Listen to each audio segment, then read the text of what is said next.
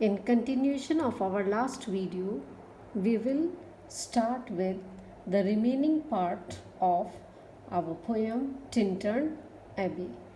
And now, with gleams of half extinguished thought. Gleams means memory. Half extinguished means the thoughts which are not totally extinct. He says, with many recognitions, dim and faint, the objects that had become vague means not clear, and somewhat of a sad perplexity. He feels sad because the boyhood days are no longer with him, and he says, somewhat of sad perplexity. The youth has gone forever. The picture of the mind revives again. Revives again means it becomes fresh again. While here I stand, not only with the sense of present pleasure, but with pleasing thoughts that in this moment there is life and food for future years. He says now he has matured and he has started understanding that these scenes, they give pleasure to the poet not only for the present moment, but they will supply life and food for future years, means the times to come. And so I dare to hope, though changed no doubt from what I was when first I came among these hills. I dare to hope means the poet traces the evaluation of his adoration. He says he has changed no doubt from what he was when he first visited. He came among the hills when, like a roe, I bounded over the mountains by the sides of the deep rivers and the lonely streams wherever nature led. He says when he came for the first time, he moved from one place to another just like a swift deer. Like a roe means like a deer. He swiftly moved. I bounded over the mountains means I ran over the mountains by the sides of the deep rivers and by the banks of the rivers. The lonely streams wherever nature led means wherever he found beautiful sights, he ran after it. More like a man flying from something that he dreads than one who sought the thing he loved. Just like a man in fear of something and not the one who loved something. Just like a man runs away from something he dreads, then like a person who loves it.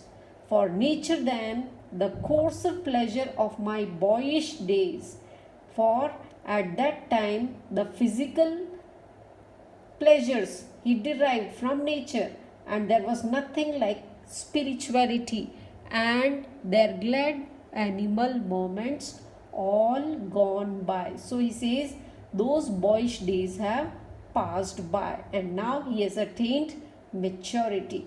To me was all in all. At that time it meant only physical pleasure, but now he says he has understood spirituality. I cannot paint what then I was. I cannot paint means I cannot describe what I was when I was a young boy.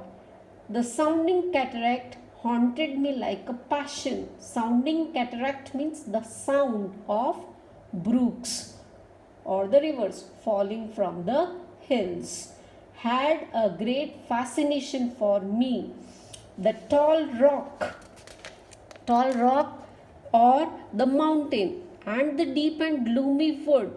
Deep and gloomy wood means the dark forest. He says all these things, they attracted me. The colors and their forms were then to me an appetite. It seemed as if it was necessary for existence, a feeling and a love that had no need of a remoter charm. Means it did not have anything to do with remote, means far away things, which is supplied by imagination. By thought supplied means by imagination. He says, nor any interest unborrowed from the eye. Unborrowed from the eye means which is not seen by physical eye. That time is past, means that time is gone. The boyish days have gone, and all its aching joys are no more, and all its dizzy raptures, means the passionate physical joys are no more. They have all gone by. Not for this faint eye, means I do not pine for all this loss. I do not feel sorry because the loss of pleasure of youthful days have been recompensed. He says that time is past, and all its aching joys are no more, and all its dizzy raptures. But he says, I do not feel sorry, I do not regret for the loss of these pleasures of youthful days. Other gifts have followed. He says he has received another gift. And what is it? It is the thought of spirituality. For such loss, I would believe abundant recompense. As a recompense, he has received this thought of spirituality. For I have learned to look on nature not as in the hour of thoughtless youth. So he says, now I have started looking upon nature not as I used to look in my days of youthfulness, but hearing oftentimes the still sad music of humanity. He says, now I have understood or the experience of human sorrows and suffering, but hearing oftentimes the still sad music of humanity, the sufferings, the sorrows of humanity. Nor harsh, nor grating, though of ample power, he says, these sorrows and sufferings, they do not disturb with feelings of unrest and mental distress. He says, to chasten and subdue, to purify and subdue means to calm. And I have felt a presence that disturbs me with joy of elevated thoughts. He is deeply moved by the presence of something, a sense sublime of something far more deeply interfused, whose dwelling is the light of setting suns and the round ocean and the living air and the blue sky and in the mind of man. He says he has realized that a divine presence of God pervades all the things. As for example, he lives in the setting sun, in the oceans and in the sky, in the air, and also in the mind of men. A motion and a spirit that impels, a motion, a spirit, a thought which is there, which controls everything, all thinking things, all objects of all thought, and rolls through all things, means this spirit is present in thought and it controls all the things, it moves through all the things.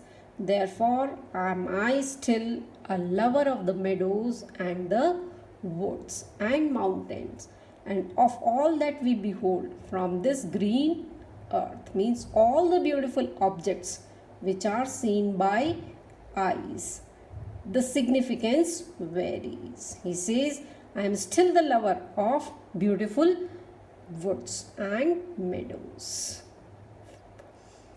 Of eye and ear means which are created by the help of imagination, both what they half create and what perceive. Well pleased to recognize in nature and the language of the sense. He says that he has begun to realize that the nature or the interpretation of nature by sense of imagination. The anchor of my purest thoughts means it retains its hold upon my thoughts. The nurse means the fostering, the guide, the moral guide, the guardian of my heart. Guardian of my heart means my strength and soul of all my moral being, means the nature has helped the poet to retain his hold upon his highest and purest conception. So he says, nor perchance, if I were not thus taught, should I the more suffer my genial spirits to decay. Perchance means by chance. If he had not realized the divine presence in nature, then he would have suffered, or the kind feelings he would have suffered the loss of. For thou art with me here upon the banks. Now in these lines, the poet is telling his sister Dorothy. William Wordsworth this time is followed by his sister. So he is now addressing his sister in these lines. For thou art with me here upon the banks of this fair river. You are with me. Thou means you are with me here upon the banks of this fair river way. Thou, my dearest friend, you are not only my sister, but you are also my friend, my dear, dear friend. And in thy voice I catch the language of my former heart. Means he can see his feelings which she expresses in the same way he had formerly expressed. The language of my former heart, and read my former pleasures in the shooting lights of thy wild eyes. Means the startling and hurried look, the motion of your eyes suggest the same feelings which he once felt. Oh, yet a little while may I behold in thee what I was once. I was once means I also was like you when I visited the place for the first time. Let me see into your eyes.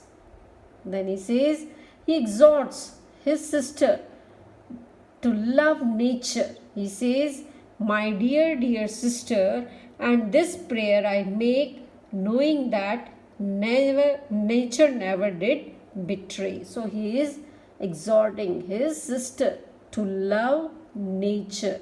Why? Because it never deceives anybody who loves. Nature never deceives anybody. So he is telling his sister to love nature. The heart that loved her.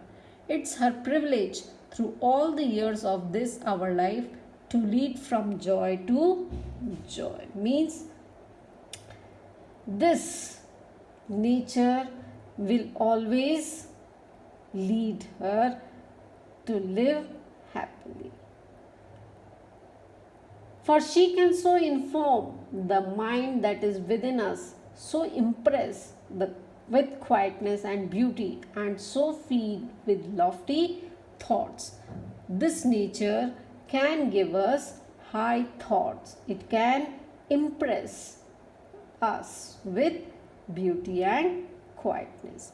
That neither evil tongues, rash judgments, nor the sneers of selfish men, nor greetings where no kindness is, nor all the dreary intercourse of daily life shall ever prevail against us or disturb our cheerful faith that all which we behold is full of blessings. Now, in these lines, the poet is telling his sister that if you have faith in nature, then you cannot be moved by the criticism of the people of the world. Evil tongues means the criticism. Rash judgments means the judgments which are given in haste, or the contempt of selfish men. Nor the greetings means the greetings which come without any deep feeling, or the dreary intercourse means the dull, uninteresting things. The futile gossip of society will never be able to disturb her cheerful faith. Beautiful sights and scenes of nature can give us happiness. And he says,